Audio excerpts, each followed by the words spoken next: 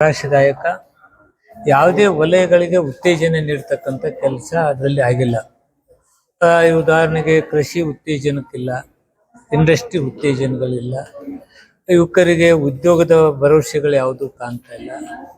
ಹೀಗೆ ಯಾವುದೇ ರಂಗಗಳನ್ನು ತೆಗೆದುಕೊಳ್ಳಿ, ಶಿಕ್ಷಣ ರಂಗದಲ್ಲಿ ಡಿಜಿಟಲೈಸೇಷನ್ ತೇಳ್ತಾರೆ ವಿನ ಆ ಮೂಲಭೂತ ಸೌಲಭ್ಯ ಮಕ್ಕಳು ಕೊಡಬೇಕಾದಂಥ ವಿಷಯಗಳಲ್ಲಿ ಸ್ಕೂಲ್ ಬಿಲ್ಡಿಂಗ್ಗಳು ಮತ್ತೊಂದು ಮಗದೊಂದು ಅದ್ರ ಬಗ್ಗೆ ಯಾವುದೂ ಇಲ್ಲ.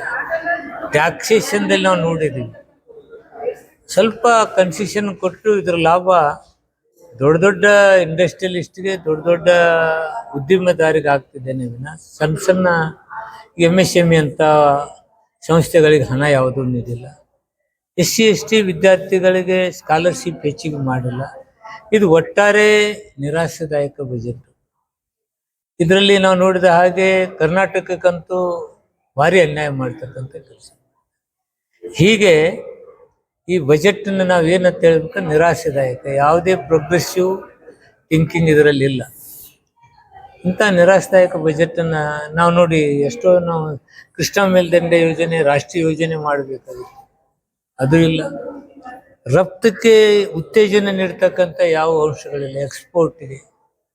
ಹೀಗೆ ಯಾವ ವಲಯವನ್ನು ಇವರು ಉತ್ತೇಜಿಸಲಾರದ ನಿರಾಶಾದಾಯಕ ಬಜೆಟ್.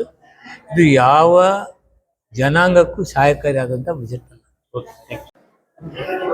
ಶ್ರೀಮತಿ ನಿರ್ಮಲಾ ಸೀತಾರಾಮನ್ ಅವರು ಮಂಡಿಸಿದ ಬಜೆಟ್ ಉತ್ಕೃಷ್ಟವಾದಂಥ ಬಜೆಟ್ಟು, ಮುಂದಿನ ಶತಮಾನದ ತಳಹದಿಯ ಮಾಡುವಂಥ ಬಜೆಟ್ ಆಗಿದೆ.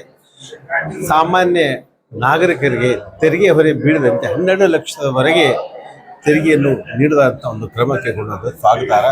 ಜೊತೆಗೆ ಬೀದಿ ಬದಿ ವ್ಯಾಪಾರಸ್ಥರು ಸೇರಿಸ್ಕೊಂಡಂಥದ್ದು ಒಂದು ಕಿಸಾನ್ರಿಗಾಗಿ ವಿಶೇಷ ಒಂದು ಕಾರ್ಯಕ್ರಮ ಅವರು ಮಾಡಿದಂಥದ್ದು.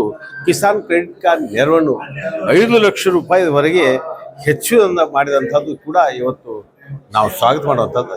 ರೈತರಿಂದ ಉತ್ತಮವಾದಂಥ ಲಾಭ ಬರುವಂಥ ದಿವಸದಲ್ಲಿ ಸಿಗುವಂಥದ್ದು. ಒಟ್ಟಾರೆ ಎಲ್ಲ ವಿಭಾಗಗಳಿಗೆ ಉದ್ಯೋಗ ಸೃಜಿಸುವ ದಿಶೆಯಲ್ಲಿ ಕೂಡ ಈ ಸಾರಿಯ ಬಜೆಟ್ಟು ಉತ್ಕೃಷ್ಟವಾದಂಥ ಬಜೆಟ್ಟು. ಇದು ಭಾರತದ ಭವ್ಯತೆಗೆ ಸಾಕ್ಷಿಯಾದಂಥ ಬಜೆಟ್ ಅಂತ ಇವತ್ತು ಹೇಳಲಿಕ್ಕೆ ಇಚ್ಛೆ.